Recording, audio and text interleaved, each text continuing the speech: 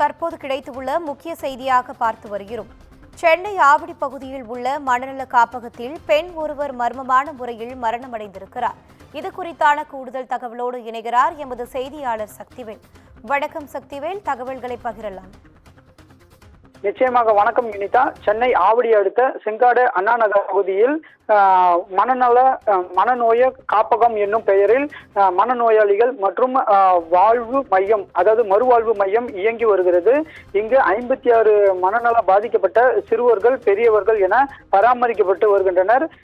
இதனை தனியார் நபர் ஒருவர் நடத்தி வருகிறார்.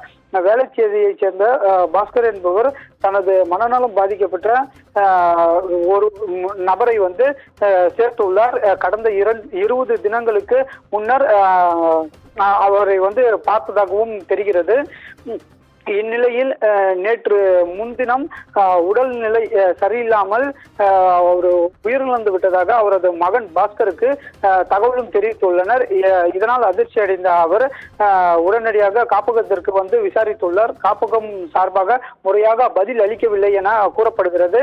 இதனால் உடனடியாக காவல் கட்டுப்பாட்டு அறைக்கு தகவல் தெரிவித்துள்ளார். தகவல் அறிந்து சம்பவ இடத்திற்கு வந்த ஆவடி போலீசார் உயிரிழந்த அந்த பெண்மணியின் சடலத்தையும் மீட்டு பிரயோக பரிசோதனைக்காக கீழ்ப்பாக்கம் அரசு மருத்துவமனைக்கு அனுப்பி வைத்தனர். இது குறித்து காவல்துறையினர் தரப்பில் கூறுகையில், உடற்கூறு ஆய்வுக்கு பிறகு மருத்துவ அறிக்கை வந்த பிறகு என்ன மாதிரியான நடவடிக்கைகள் எடுக்கப்படும், அவருக்கு என்ன ஆயிற்று, எதனால் அவர் உயிரிழந்தார் என்பது குறித்தான தகவல்கள் நமக்கு கிடைக்கப்பெறும்.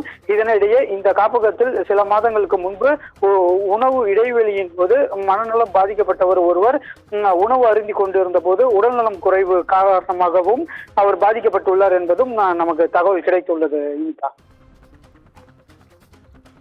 தகவல்களுக்கு நன்றி சக்திவேல்.